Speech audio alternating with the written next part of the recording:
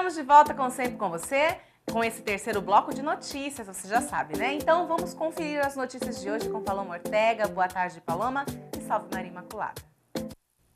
Boa tarde, Antonielli, salve Maria Imaculada. Boa tarde para você que nos acompanha aqui no programa Sempre com Você.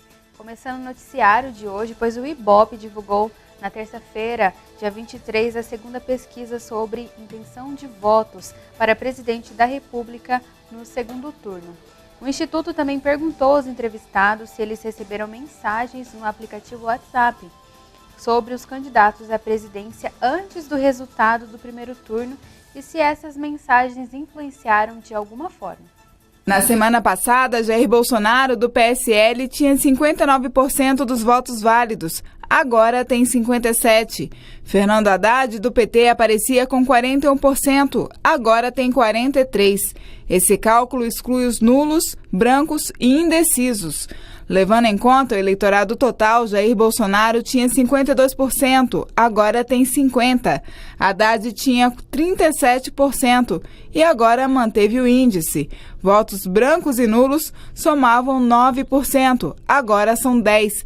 Na semana passada, 2% não souberam responder. Agora foram 3% dos entrevistados. Os entrevistados foram perguntados se receberam conteúdo com críticas ou ataques a algum candidato à presidência pelo WhatsApp, na semana que antecedeu a disputa do primeiro turno. Em caso de resposta positiva, os pesquisadores perguntaram qual era o candidato citado nas mensagens. 73% dos entrevistados disseram que não receberam mensagens desse tipo no WhatsApp. Dos que receberam, 18% afirmaram que o conteúdo era sobre Fernando Haddad e 18% sobre Bolsonaro. 2% não souberam ou não responderam. O Ibope também perguntou se as mensagens recebidas ajudaram ou não a decidir o voto. 75% disseram que não influenciaram na decisão e 24% afirmaram que o conteúdo ajudou a definir o voto. 2% não sabem ou não responderam. Ainda sobre as mensagens de WhatsApp, a pesquisa perguntou se quem recebeu o conteúdo sobre os candidatos verificou se as informações eram verdadeiras. 56% afirmaram que checaram a veracidade das informações. 43% disseram que não checaram. 1% não soube ou não respondeu. O Ibope também divulgou o índice de rejeição dos candidatos. A do candidato Bolsonaro subiu de 35% para 40% e a de Haddad caiu de 47% para 41%. A pesquisa foi encomendada pelo jornal O Estado de São Paulo e pela TV Globo. Foram ouvidas 3.010 pessoas em 208 municípios entre os dias 21 a 23 de outubro. O nível de confiança é de 95%. Bom, mudando de assunto, o caso ocorreu pouco antes de o Serviço Secreto dos Estados Unidos ter interceptado ontem, dia 23 e 24, potenciais dispositivos explosivos dirigidos à ex-candidata presidencial Hillary Clinton e ao ex-presidente Barack Obama, além do multimilionário George Soros. O pacote enviado a Hillary Clinton foi encontrado ontem à tarde e o endereçado a Obama na manhã de hoje. As correspondências não chegaram a ser entregues. Já o da CNN foi encontrado na caixa de correio da emissora. O prédio onde funciona a empresa foi desocupado pela manhã. 2 jornalistas apresentavam o jornal ao vivo no momento em que o alarme de perigo foi ativado. O vice-presidente Mike Pence condenou os atos de violência e os chamou de desprezíveis e covardes. Ele também disse que os responsáveis serão levados à justiça. Em um evento de campanha, a ex-candidata Hillary Clinton disse que a família dela está bem e agradeceu ao serviço secreto norte-americano por ter impedido a entrega dos pacotes.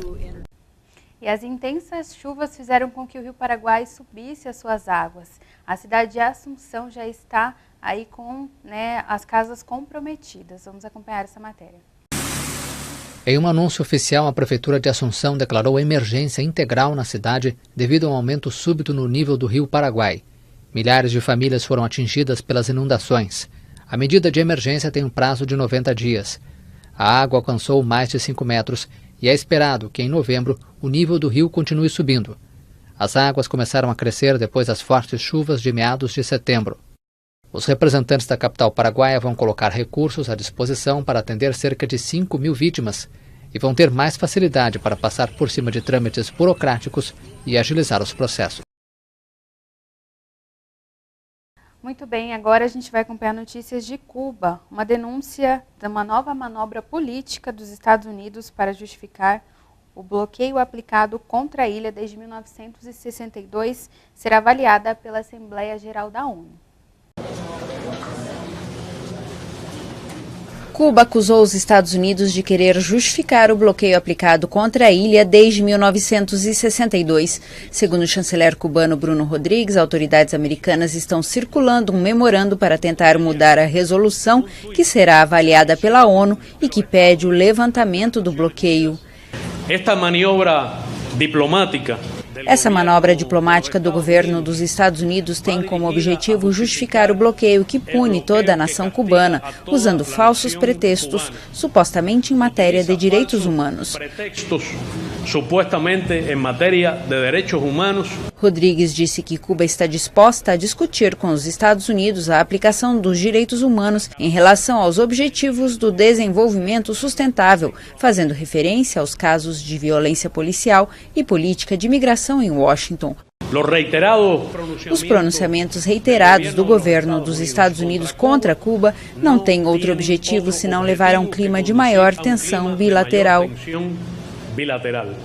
A resolução que pede o fim do bloqueio contra Cuba é aprovada pela maioria da Assembleia Geral desde 1992. A 17ª votação será em 31 de outubro. E os bispos que integram o Conselho Episcopal Pastoral estiveram reunidos entre o dia 23 e 24 de outubro na sede da CNBB em Brasília. Uma nota foi emitida sobre o segundo turno das eleições 2018 e nos documentos os bispos reforçam que as eleições são ocasião de exercício da democracia que requer dos candidatos propostas e projetos que apontem para a construção de uma sociedade em que reinam a justiça e a paz social.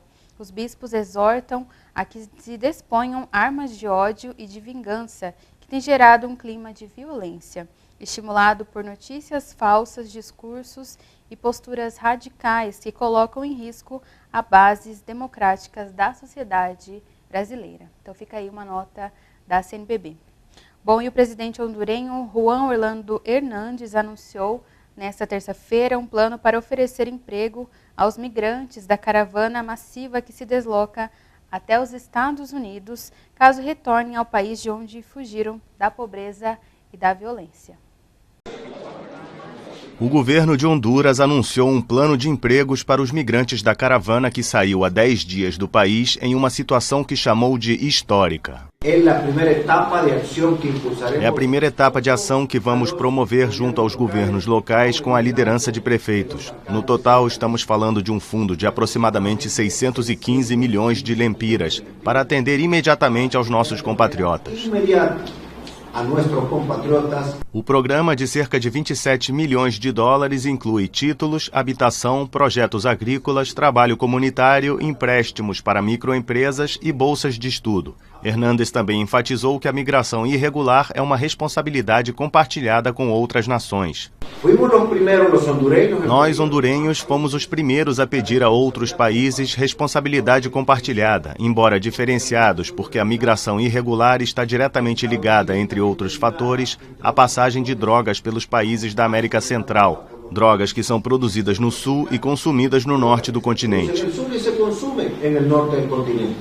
O governo hondurenho acusou a oposição de convocar a caravana para provocar a ingovernabilidade no país, apontando como incentivador Bartolo Fuentes, um ex-deputado coordenado, segundo eles, pelo ex-presidente e líder esquerdista Manuel Zelaya. Fuentes garantiu que o que fez foi reproduzir em seu Facebook uma imagem que não sabe quem divulgou em várias redes sociais que convocava a caminhada dos migrantes com o slogan "Nós não saímos porque queremos, a violência e a pobreza nos expulsam". Os participantes da caravana pararam na terça-feira à tarde em Huixla, uma comunidade pobre no sul do México, onde puderam descansar e realizar exames médicos antes de retomar o caminho até os Estados Unidos.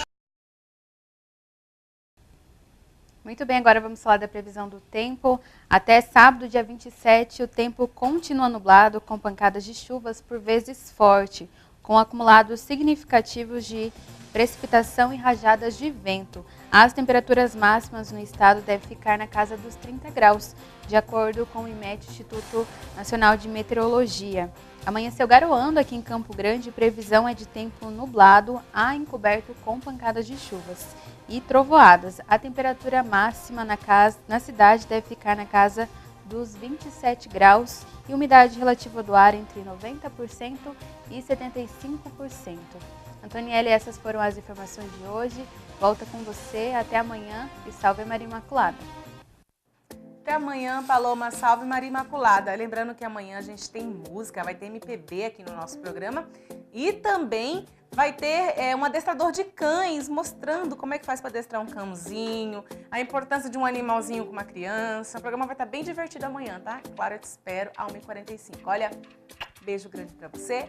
Deus abençoe você, sua família, uma excelente quinta-feira. Louvado seja nosso Senhor Jesus Cristo, para sempre seja louvado. Salve Maria Imaculada. Tchau, tchau.